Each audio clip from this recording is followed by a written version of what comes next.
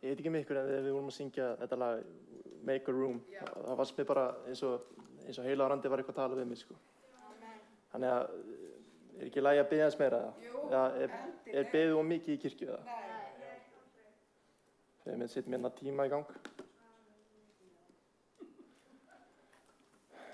Himneski Faðir, við þökkum þér að við fáum að koma saman í þínu húsi til þess að lyfta þér einum upp, Jesús. Það er nafn þitt sem á þurfa að beygja kné sín fyrir bæði himnu og jörðu. Það er nafni Jesús. Einn daginn, Drottinn minn, þá eigum við öll eftir að líta auglið þitt, Jesús. Og við bara biðjum fyrir þessu orði sem við talað í dag, Drottinn minn. Ég bara bið fyrir því, Jesús, að þú smyrjir varir mínar og tungu, Drottinn minn, og við gefum þér orð að mæla, Jesús. Það er ekki ég sem get breytt lífum, það er bara þú sem getur breytt lífum, Jesús. Og við viljum bara að þitt nafn verði dýrlegt, við viljum bara að þú verði dýrlegur í dag, Jesús. Þetta hefur ekkert með þekkinguna mín að gera, þetta hefur bara með hvað þú er stór og mikill, Jesús. Þannig ég bara bið, Drottinn minn, að ég auðmýki mig fyrir þér, Drottinn minn, auðmýki mig fyrir hásæti þínu, Jesús. Og við bara leggjum þessu stund í þínu hendur, meður gefa fólki þennan opinberuna skilning, meður gefa okkur opinberuna skilning á fagnaðarinn fyrir því, Jesús. Og við bara biðjum fyrir því, hvort sem við etum eða drekkjum eða hvað sem við gerum allt héti dýrðar. Og við leggjum þessu stund í þínu hendur, í Jesú nafni. Amen. Sko, mamma í raun og veru fór aðeins inn á punktin á mér að ég einmitt að fara að tala akkeri trúarinnar okkar. Og í raun og veru þá þetta akkeri til þess að við getum byggt trúalífið okkar á. Trúaganga sem slík er oft kennd við þetta lífsins hlaup. Þú sér þetta alls staðar í ritningunni og það er bara talað það er barndóm, það er úlingsár og svo talað fullorðinsár. Svo talar Jesús endurfæðingu. Að þú einhvern tíma þarf þú að endurfæðast til að sjá Guðsríkið hér innanfyrir. Og það er bara eins og fæðingin náttúrulega, eitthvað nýtt lífi er byrjað sem sagt. En það sem að margir kristni kannski ruglast á, er þetta hvernig getur byggt trúalíf á. Á hvað forsendum getur gert það. Og von mín fyrir daginn í dag er að við getum einfaldlega séð þessa von sem er í Biblíunni og er einfaldlega þess virði að lifa fyrir og þess virði að deyja fyrir, eða þessi þörf á. Og bara von mín er að við hlaupum inn í ritningarnar og við horfum á ritninguna með þessum augum hvað er akkerið í trúalífinu mínu. Ég veit ekki með ykkur, kannski er fólk inni sem er búin að vera að trúa í mörg ár, en það er kannski ennþá með þessar spurningar. Hver er trú minn hér innanfyrir? Á hvað get ég byggt trúalíf mitt á? Efasemdir í sjálfu sér er ekki slæmar. Það er allt í lagi að efast. Það er bara eðlilegt. Við erum að trúa á mann sem að gekk fyrir 2000 árum, við höfum bara heyrt hann, við höfum ekki séð hann, við höfum bara fengið góða fréttir hann. Það er bara mjög í sjálfu sér eðlilegt að efast nokkur sinnum. Það er bara eðlilegt. En það er kannski ekki eðlilegt að falla frá trúnni eða eitthvað svoleiðis. En efasemdin sem slík, allt í góða með það. Það er allt í lagi, en vonandi ferðu bara aftur á beinu brautina. Sko, Páll postuli segir þetta svona. Í 1. Korinthíubréfi 15:19 segir svona: Ef von okkar til Krist nær aðeins til þessa lífs, þá erum við aumkunarverðust allra manna. Gleðilegan sunnudag. Hvað er Páll að segja? Hann er að segja, ef að vonin til Krist er bara tímabundi hér á jörðu, þá erum við sem sagt mestu aumingjar sem til eru á jörðinni. Það er meiningin með það sem að segja. En aftur, hann er Páll að díla við efasemdir hjá Kórintu. Hann er að glíma við þessa spurningu hjá þeim, hvernig virkar upprisan? Akkeri trúarinnar okkar er að mörgu leyti byggð á upprisunni. Þú getur ekki byggt á nokkru tilfinningu með eitthvað svoleiðis. Þú byggir hann á hvað Guð er búinn að láta Jesú Krist gera fyrir þig. Og hér er hann að svara spurningunni, hvernig virkar upprisan? Á hvernig birtist hún, hvernig virkar hún? Bara, hey guys, ég skal bara segja ykkur þetta hreint út. 1. Korinthíubréfi 15, þetta er allra mikilvægasti kaflinn í allri Biblíunni. Það er bara þannig. Þetta snýst þessi kafli er bara upprisuna og Páll er að svara því hvernig þetta virkar og allt saman. Þetta er alveg stórkostlegur kafli. En með öðrum orðum, akkeri, hvað er akkeri? Akkeri er eitthvað sem er sett á skip og það er bara skipið fast niðri og það er ekki að fara að haggast neitt. Og akkeri er eitthvað og þetta akkeri, trúarinn okkar, er einmitt gerð með þeim forsetum að það er bara sett hérna niður og þú ert ekkert að fara að haggast neitt. Aftur, ef við ætlum að taka eitthvað akkeri sem er bara eitthvað tilfinningalegt eða eitthvað svoleiðis, þá verður þú bara eins og eitthvað bladra sem er bara uppblásin og svo bara sleppt og þú bara eitthvað staðar hér og frá. Það breytir engu. Þú ferð fyrir suður og vestur til hægri, til vinstri og allt þetta dæmi.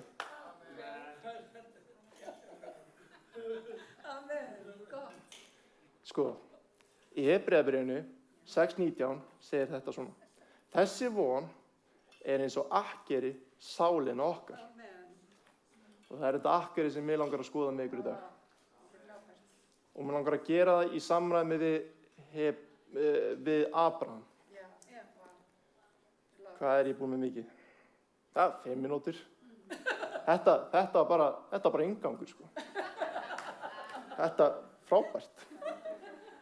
En fyrir ykkur sem þekki ekki þessa sögu Abraham, þetta er náttúrulega gríðarlega mikilvæg saga fyrir okkar trúarlíf, en ok, nú ætla ég bara orða þessa hluti. Það er þetta að lesa köllun Abrahams í 1. Mósebók í Tóra. Guð kallar Abraham fyrir. Hann er fyrsti gyðingurinn. Guð kallar hann frá landi sínu í Írak, segir honum, ég ætla að gefa þér fyrirheit. Og þessi lofur sem hann gaf honum var nokkur. Og meðal annars var sonur hans. Frá þínu syni, þá ætla ég að koma með lofur að þetta verður fyrirheit svona. Þetta verður lofur mitt til þín að frá þessu syni myndi koma ættleikur og einn daginn fæðast frelsari heimsins. Og sá sonur kom einmitt líka sem fyrirheit. Það var bara Guð sem gat stigið inn í og komið með þann son sem sagt. Og segir, og við munum farið þau versu eftir, að frá þessu syni þá myndi koma sem sagt alla þjóðir myndu blessun hljóta fyrir þennan eina son. En ef við komum aðeins dýpra í þetta, af því að þetta er náttúrulega eins og mjög mikilvæg saga, er að náttúrulega eins og þið viti, Abraham var búinn að bíða lengi á svona hvað er í gangi, af hverju er ekki að gerast neitt. Og þá náttúrulega reyna að flýta hann fyrir og þá eignast hann soninn Ísmael með ambátt Söru. Svo sannarlega var þetta sonur hans. Það er engum eitthvað svona, þurfti að gera eitthvað leiðindamál af því eða eitthvað svoleiðis, að sjálfsögðu. Og ég meina Guð blessaði Ísmael og hans ættli. Það er bara annar ættleikur Abrahams. Ég nenni ekki að fara út í það. En það var samt ekki fyrirheitið sem Guð var búinn að lofa honum. Hann var búinn að lofa honum að Sara yrði ólétt og myndi að fæða soninn Ísak. Og þegar Abraham er 120 ára cirka, þá kemur sonurinn. Og svolítið gamall, við erum öll sammála það. Og með Ísaki, að þá var það einmitt lofurðið að Guð myndi senda þann son og þá myndi koma ættleikurinn og frelsarinn heimsins myndi síðan koma úr því. En núna það sem við erum í sögunni, þá er Ísak kominn, en það er komið smá vandamál. Guð er að fara að reyna Abraham. Það er sem sagt þannig að hann á að taka son sinn á fjall sem er í Mórabslandi og hann á að fórna syni sínum. Og það situr í þessa aðstæður, þá er þetta fyrirheita sonurinn, þetta er sonur sem Guð er búinn að lofa Abraham og núna bara á að fórna honum. Það er ekki svakalega skemmtilegt. En ég ætla að spoila sögunni fyrir ykkur. Guð hann endaði ekki að drepa son sinn. Bara ég ætla að spoila sögunni fyrir ykkur strax. En við ætlum að skoða nokkuð vers í 1. Mósebók 22:6. Og það sem mig langar að gera er að við sjáum þetta í ljósi hver Jesú Kristur er. Við erum að skoða skuggamyndir ritningarinnar. Og þetta segir hérna, 1. Mósebók 22:6 segir svona. Abraham tók nú brennifórna viðinn og lagði á Ísak syni sínu á herðar, en eldinn og hnífinn tók hann sér í hönd og þau gengu báðir saman. Eru það að sjá skuggamyndina? Og þarna er mjög einföld skuggamynd. Það sem er lagt á herðar Ísak er brennifórna viðinn og það sem gerist hvað er lagt á Jesú? Kross. Kross og brennivíður, þið gerðu báðir úr sama efni. Þarna er skuggamyndin. Abraham, Ísak fær brennifórnaviðinn á herðar sér. Jesú er látið bara krossin sem við áttum skilja að taka á okkur. Og spáðu í þessu, við erum bara að skoða vers sem eru ábyggilega mörgum 100 árum. Ég man ekki að nákvæmlega tímalínu á því hvað er langt á milli Abrahams og Jesú. En þarna eru við að tala einhver atburði sem gerist löngu fyrir Jesú, en við erum samt að benda á krossin. Við erum að benda á krossin. Við erum ekki að benda á eitthvað sem, við erum ekki að benda eitthvað annað, við erum að benda á krossin. Að það krossin sem miðbúndurinn í allri okkar trú og allri okkar göngu með Guði. Páll segir í fyrra Kórinthubréfi 2:2, ég kom og setti mig það markmið að tala Jesú Krist og hann aðeins krossfestan. Við erum ekki að koma með eitthvað dominionism og eitthvað allir eru frelsaðir, allir hólpnir. Nei, við erum bara að tala krossin. Það er það sem fagnaðarerindið. Það er það sem að allt okkar akkeri byggir á. Ef við að tala fleiri skuggamyndir. Fyrsta Mósebók 22:13-19 segir svona. Þá hóf upp Abraham augu sín og sá hvað hrútur var fastur á honum í greina þykni. Er ég að segja þetta rétt eða? Hornunum í greina þykni. Greina þykni, ok. Fór hann þangað, tók hrútinn og fórnaði honum sem brennifórna við í stað sona síns. Já. Er þetta ekki ennur skuggamynd? Heldur betur. Hrúturinn mynd Jesú. Að það var Jesú sem myndi taka sektina Ísak. Það segir í Jóhannes Guðspjalli 1:29 að þá bendir Jóhannes skýra og Jesú segir Guðs lamb. Þarna á ferðinni Guðs lamb sem ber synd heimsins. Það skiptir öllu máli. Hann bar syndir Ísak og syndir mínar okkur allra á sig á krossinu. Og í þessum versum sjáum við líka hjá Guði að það er ekki Ísak sem verður fórnað heldur er það Jesú. Hann er alltaf að benda á fórnina, henni einu sönnu. Þú sér þetta allstaðar í ritningunni, allstaðar í öllum Mósebókunum, öllu lögmálinu. Það er verið að benda á þessa einu lifandi fórn á Jesú Kristi. Lögmál geymir skugga þess sem eru í vændum, en ekki skýra mynda í segir í Hebreabréfinu 10:1. Höldum aðeins áfram, vers 14. Og Drottinn nefndi staðinn, Abraham nefndi staðinn en hann Drottinn sér, og því segja menn enn í dag. Á fjallinu birtist Drottinn, en engillinn kallaði öðru sinni til Abrahams að himni og mælti. Og taktu vel til þessu, ég sver við sjálfa mig, segir Drottinn, að því að þú gerðir þetta og synjaði mér ekki engason þinn. Mun ég ríkulega blessa þig og margfalda kyn þig mikillega eins og stjörnur á himni, eins og sand á sjávarströnd. Svo bara þegar þú ferð á ströndina næst, þá bara skaltu minna á. Þetta er sandinir sem að trúargöngur okkar. Og niðja þínir skulu ná borgarliðum óvina sinna. Allar þjóðir heims munu blessun hljóta af niðjum þínum vegna þess að þú hlýðnaðist traust minni. Og Abraham sneri aftur til sveina sinna og þeir tóku sig upp og gengu saman til Berseba. Og Abraham bjó í Berseba. Og sérðu strax loforðið ekki bara komi Jesú, heldur líka fyrir heiðingjana, fyrir okkur, er að það myndi allar þjóðir blessun hljóta fyrir þennan eina son Jesú Krist. Af því að Efesus 2 talar að við vorum dauðsögum afbrota okkar umskurðarleysis. Við vorum dauðsögum þess hvernig lifnarháttur okkar var. Rómverjabréf 1. kafli er mjög skýr það, hvernig heiðingarnir lifðu. Við áttum ekki tækifæri né nokkuð möguleika á því að komast til Guðs, en það er bara vegna fyrirheiti sem Abraham fékk frá Guði. Það var Guð sem stóð við það og þess vegna fáum við þetta fyrirheiti að koma til hans og fá að vera börnin hans. Er ég að fara svolítið hratt yfir þetta? Þetta er mjög gott. Ok, það er gott. Þá skulum fara í Hebreabréf 7. kafla. Af því að ég held að Páll hefði skrifað þetta bréf og ekki sé allir sammála. Hebreabréf 6:13-20 segir svona. Þegar Guð gaf Abraham fyrirheitið að sór hann við sjálfa sig, þar sem hann hafði við engan æðri að sverja og sagði, sannarlega mun ég ríkulega blessa þig og stóru margfalda kyn þitt. Og Abraham öðlaðist það sem Guð hafði heitið honum, hann hafði beðið þess með stöðulindi.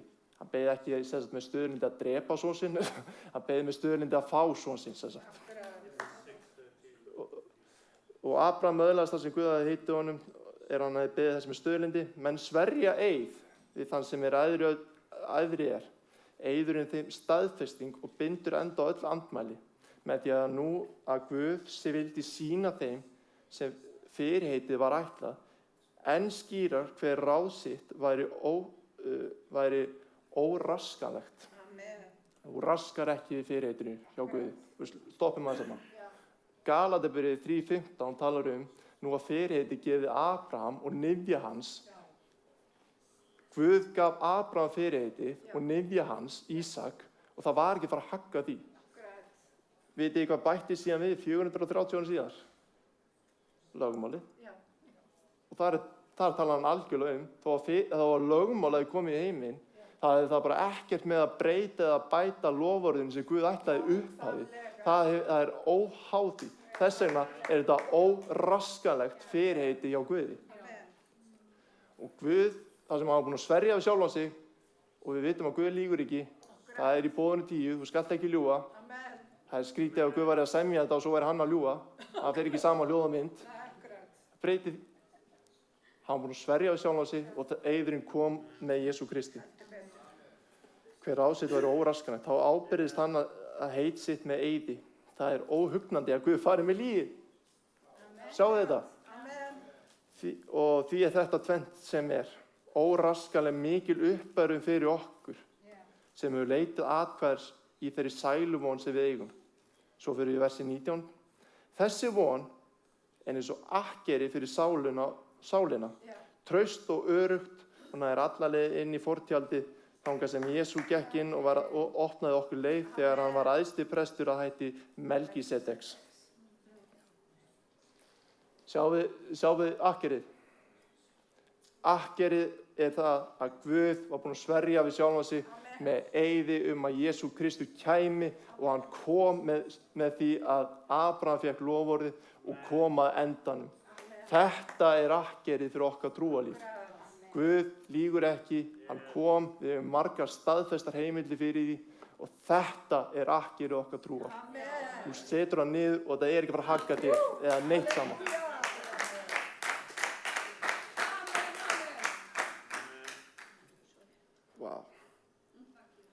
Jesús kláraði verkið fyrir okkur á krossinum og þá fullkomnaðist það sem hann sór við sjálfan sig. Hann sór það að Ísak þyrfti ekki að taka þetta á sig heldur tók Jesú þetta á sig á krossinu. Verkið er fullkomnað. Sáljálpin og fyrirheitið er fullkomnað. Það er ekkert sem getur aðskiltið frá kærleikanum. Og er æðsti prestur hætti Melkísedeks. Melkísedeks þýðir frið réttlætis konungur. Hún lest þetta í Hebreabréfinu 7:2 sem sagt. Og Melkísedek var prestur Abrahams. Abraham gaf honum nefnilega 10. Þannig kemur þessi 10 sem sagt pæling inn í kirkjuna sem sagt.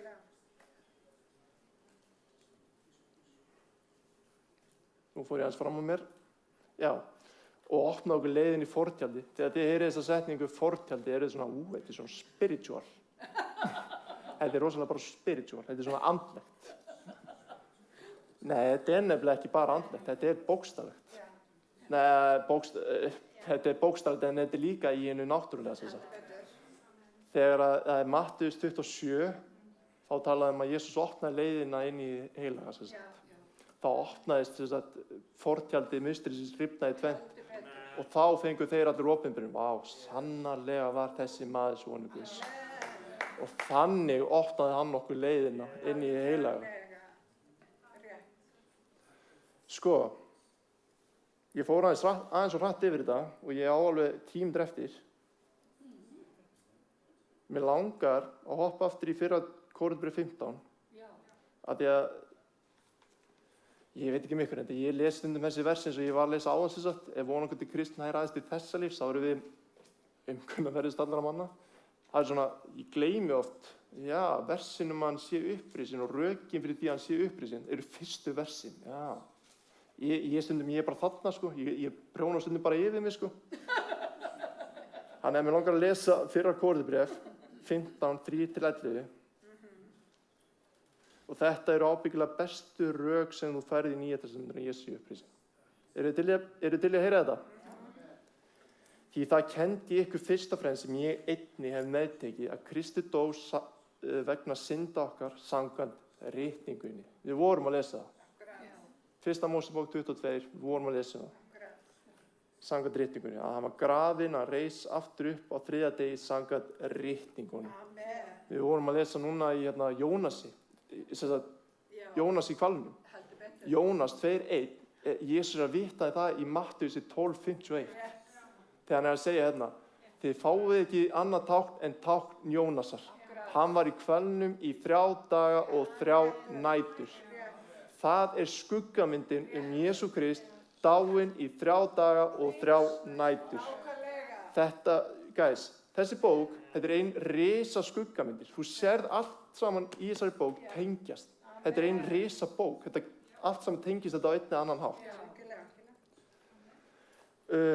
Hvað var ég? Samkvæmt ritningunum? 4. Hann var grafinn að reisa aftur upp á 3. degi samkvæmt ritningunum. Hlustaðu á vers 5. Og hann birtist Kefasi, síðan þeim 12. Þínar birtist hann meira en 500 bræðrum. Í einu. Já.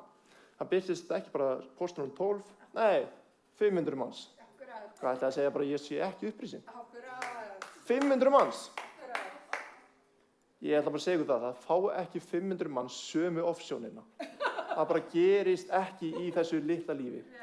Bara gleymið pælingunni að það sé að fara að gerast. En ok, birtist hana, hvaða versi var í? 6, þú ert að fara í 7. Það var í 7, ok. Síðan birtist hann Jakobi, því næst pósturunum öllum. En síðast allra manna birtist hann einnig mér eins og ótímabundið. Því ég síst, og svo svarar hann spurningunni, ég sístu póstula og ekki þessi verður að kallast póstuli með því að ég ofsótti söfnu Guðs.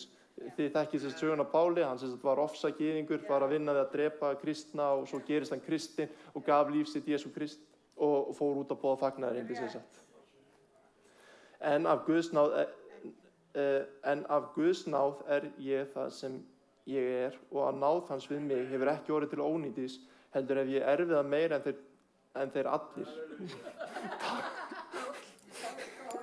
Halli póstinni maður. Já, ég búinn að erfið það meira en allir maður. Þó ekki ég, heldur náð Guðs sem með mér Og svo kemur vers 11 sem líka gríðarlega mikil fyrir okkur. Man langar aðeins staldra aðeins við þetta. Hvort sem það ég eða þeir, þá predikum við þannig að þið trúna tekið. Að hvað? Jesús fæddur, dáinn, grafinn, upprisinn samkvæmt því sem var boðað í Gamla testamentinu. Þetta leiðir alltaf einu atriði. Það það sem Páll alltaf að leggja áherslu á í bréfunum sínum.